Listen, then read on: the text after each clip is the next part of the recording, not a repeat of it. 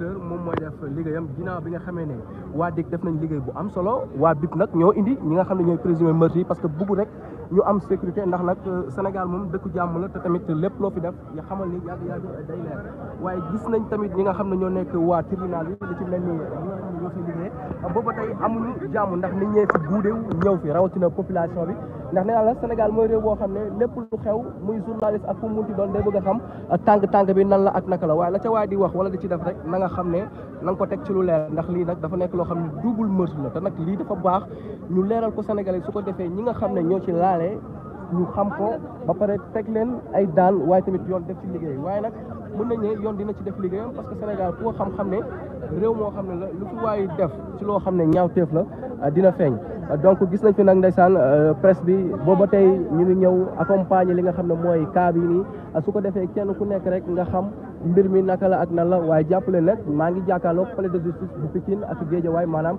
lépp loo xam ne dafa bokk fii ci banlieue bi rek fii lañ koy attee maanaam kër buur ñoom nag li tax ñu ñëw jàkkaarloog procureur mooy buñ la jàppee enquête kat yi ba saytu la ba xam li ñu mën a am si yow dañ lay jébal procureur nag fi nii rek mooy déggante ak ñoom soit mën nañ am retour parquet maanaam delluwaat ki nga xam ne mooy bi ñu ubbiwaat waaw ñu xoolaat mbir mi nan la ak naka la waaye tamit mën nañ leen yóbbu mandat dépôt nag boo ko déggee mooy dañ lay yóbbu fa nga xam ne mooy Rebeuss wala Camp Pénal wala fu munti doon tegaale fa xoolaale nag say wér ndax dañ doon jot ne yaa def léegi nag su ko defee nag cas bi nag dinañ ko topp ba mu sës gis nga attaqué ñu ngi naan gars yi delluwaat leen ginnaaw ngeen bàyyi fi nga xam ne mooy point de vue bi ngeen jël buude bi ndax fi nekk bërëbu liggéeykaay la leneen dañuy jël ci kale bi salaamaaleykum àdduna asalaamaaleykum Sénégal asalaamaaleykum téléspectateurs yi ñi nga xamante ni yéen a baaxoo di sitaan People 221 TV car macha allah ñu ànd ci ay gune yu nga xamante ni nee naa tey su may wax si seen carrière sax bon man damay aalu parce que ils sont très exceptionnels car macha allah sans autant que ñuy jugee ci plateau ba nu ñu demee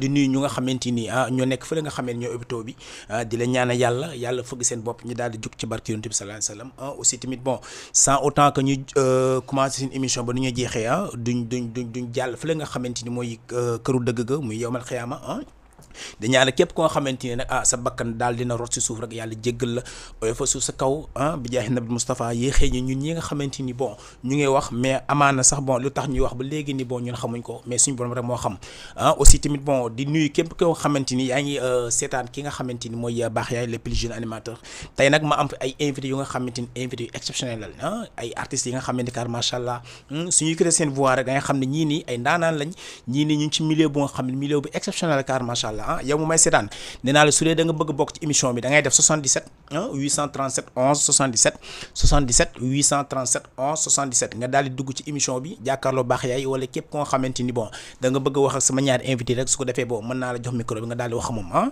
si kaw loolu dañ nekk ci pays bu nga xam ne actuellement ni dafa lëndëx kenn xamul na la naka la pour nga génn sa problème la da ngay toog pour nga vocal ça va ci loo nekk sa problème la léegi vocal yoo nga xamante ni yaa ngi ko doon vocal di ruube nit ki wala di ko tooñ yenn tooñ si léegi dafa toog ko à cause de li nga xamante ni mooy accident bi nga xamante ni dal na ci ñun ñëpp peuple Sénégal yëpp wala peuple adduna bi yëpp lay wax ak képp koo xamante ni jullit nga rek li yaakaar naa war na la métti bu nekk benn meurtre bu nga xamante ni actuellement ni mooy actualité mooy à la une nee naa ñëpp a ngi ci wax muy ki nga xamante ni suñu bokk la woon suñu lépp la woon même amaana suñ ko xamoon à 100% sax mais mën nañu wax ne suñu mbokk la parce que nee naa la ku ne jullit la rek yow nga ne jullit nga rek gëm naa ne kooku sa mbokk la muy ki nga xamante ni kenn du ko nataal bi ci réew mi muy Abdou Aziz Ba ñu gën kaa xam ci Abdou Aziz Dabala moom moo nga xamante ni moom ak frère am boobu ñuy wax Waly ñu gën kay xamee ci ki nga xamante ni mooy jarbaatu Abdou Aziz Ba muy Abdou Aziz Dabala rëy ba nga xamante ni rey na leen ko fële nga xamante ni mooy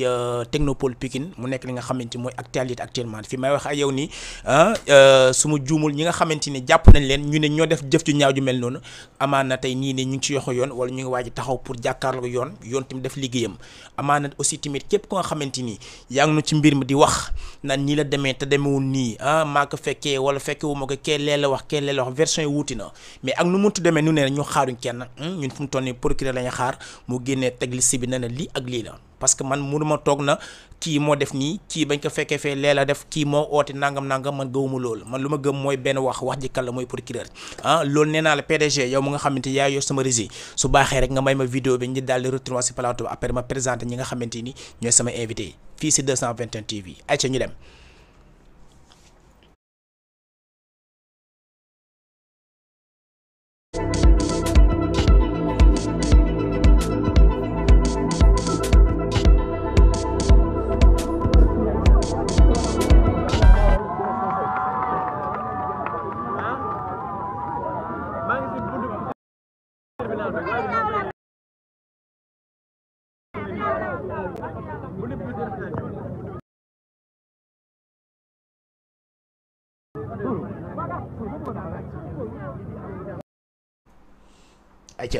ayca ba léegi nii mën nañ stop li nga xamante ni mooy vidéo bi parce que gis nañ vidéo bi mu ngi noonu du viral tey ma am ay artistes yi nga xamante ni nee naa la seen mbokk la mën nit sama mbokk la ak mbokk képp ko nga xamante bon yaa ngi seetaan tey 221 TV tiis bi nga xamante ni bon dal na suñ kaw yaakaar naa ku nekk war nga ko mën a jaale sa morom mu nekk tiis bu nga xamante ni waxuñ ne tiis du am Sénégal waxuñ ne tiis aussi tamit du am mais tiis bu mel nii maanaam dafa raar tiis bu mel nii maanaam dafa doy waar kenn xamul nan la naka la ak aussi tamit ku nekk suñ la ko expliqué ñu ne nii ak nii la demee yow da ngay mujj tiis bopp doo comprendre nan la naka la avant tout d'abord dina ñëw ci li nga xamante ni mooy loolu su ko defee rek ma daal di nuyu sama ndeyjoor wala sama droite ki nga xamante ni mooy Mums Style l'enfant de Tivaouane Peulh car macha allah il est exceptionnel dans ce domaine mu nekk xale bu nga xam ne car macha allah nee naa la su woyee mu neex su rabee mu neex xale bu nga xamante nee naa la bu yàggu sax mu ngi amoon benn duo bu nga xamante mu ko doon def ak ki nga xamante ni mooy symbole musique du Sénégal muy kan muy kii Seck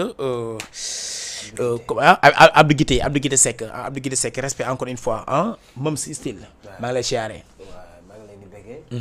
donc di leen siyaar di siyaar suma naataango bi ma sekkal plateau bi di la siyaar yow baax. vraiment donc ça fait plaisir assister ci sa plateau. donc voilà donc di nuyoo di dalee nuyoo bi di nuyu waa Tivaouane Peulh. donc bàyyiwuma kenn cat ba cat. donc di nuyu suma benn grand bu nga xam ni vraiment bi may ñëw fii dafa yëkkati xaalis jox ma. donc mi ngi jàpp suma carrière. donc voilà man aw ma fayam. donc maa ngi koy bëgg ñu koy wax Mor Ndiaye. donc kooku nit ku ma jàpp la. parce que nit ku baax la. nit ku nga xam ne jàpp na ma su may wax ci moom sax du ma mën maîtriser wu. donc voilà maa ngi koy bëggee di ko shout out di ko siyaar di nuyu Youssou Ndiaye. voilà di nuyu Ousmane Dieng donc di nuyu waa Ndar. donc manuma daaneel te nuyu ma waa Saint-Louis. dëgg la parce que voilà vraiment waa Saint-Louis donc jàpp nañ ci suma carrière. donc jàpp nañ ci samay affaire donc comme li nga wax léegi Abdou Guité featuring bi ñu def. donc voilà donc kon nga xam ni. Ndar ñu ngi may bàyyi xel. voilà donc nag di bëggee Ndar cat ba cat di bëggee suma village nag. donc di bëggee Gandon. di bëggee Ngay di bëggee Njaxeer di bëggee Tuba gi yëpp. bàyyiwuma kenn vraiment maa ngi sewdaat ñëpp. dëgg la Njaxeer ñoom dong dong waaw yàlla baax na yàlla waxu kenn dara ci beneen côté bi aussi ma am ko nga xamante ni il est exceptionnel dans ce domaine mu nekk ki nga xamante ni man nee naa la fii may wax ak yow du ma ko présenté gu mais juste rek dama ne ko ki nga xamante ni mooy Roger nekk gën a xamee mais si kanam tuuti da nga gën a xam kii kan la parce que nit ki mën na wax nii rek ngeen doo kii kan la mais attends su yëkkatee voix am ak domaine bu nga xamee ne ci loolu lay yëngu rek dana ok kon kii la kooku na tey moom laa indi mu nga xam mooy Roger maa lay siyaare. maa lay delloo ziar. nakay tey. sant bu baax kay. yaa ngi baax. maa ngi baax alhamdulilah nuyu la téléspectateur. salaamaaleykum. maa ngi nuyu mbokku téléspectateurs yi. di nuyu waa Sénégal. di la nuyu sama frère bi. di la nuyu bu baax et di rafetlu bu baax ci invitation bi. vraiment kontaan naa. et di nuyu aussi waa Casamance. xam ne ñoom tam ñu ngi jàpp ci combat bi bu baax. ak waa Parcelles Assainies. ak waa Sénégal yëpp. dañ may woo dëkk yi fu ne di ma encourager. malgré ci domaine bu ma nekk et tout. et di bëggee aussi képp kuy bëggee Roger White. yaa ngi jëf. Roger White mais pourquoi Roger White. bon Roger sama tur la bokk. d'accord. ci sama tur la bokk. White bi dama ko dugal foofu parce que White en anglais. ñoom ñooy faral di naan White maanaam boo ko gisee mooy. xaaral su dee luy kii la jarul nga koy kii de.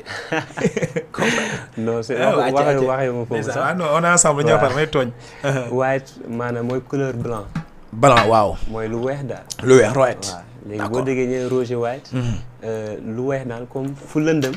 boo fa taalee lamp rek dafay. wallaay mbay dëgg la kon tey fii dina leer nañu. sama xarit bi kenn du yow. mais avant tout d'abord. lu may wax dafa concerné yéen ñaar ñii. maanaam ki nga xamante mooy Aziz Ba ñu gën kaa xam ci Aziz Dabala. cas bi nga xamante ni bon yow leer na si sa bopp leer sama bopp tey du ma la Aziz Dabala nga ne ma kan mooy Aziz Dabala tey du ma ne la kan mooy Aziz Ba ngeen ma kan mooy Aziz Ba mais actualité bi nga xam ne actuellement moo nekk daw Mums tey nii nan nga gisee acte bi. bon voilà je pense que ñëpp gis nañ ko. donc ci tiis bi dal suñu kaw. voilà ñun képp kuy sénégalais. ak boo nekkul sax sénégalais. voilà lii dina la métti. voilà parce que tamit faat doomu aadama dafa grave. donc bakkan dafa grave. donc waxuma la ak ñu faat ko. donc daal ñun ñëpp métti nañu lool vraiment sax. parce que lii dafa dis lool.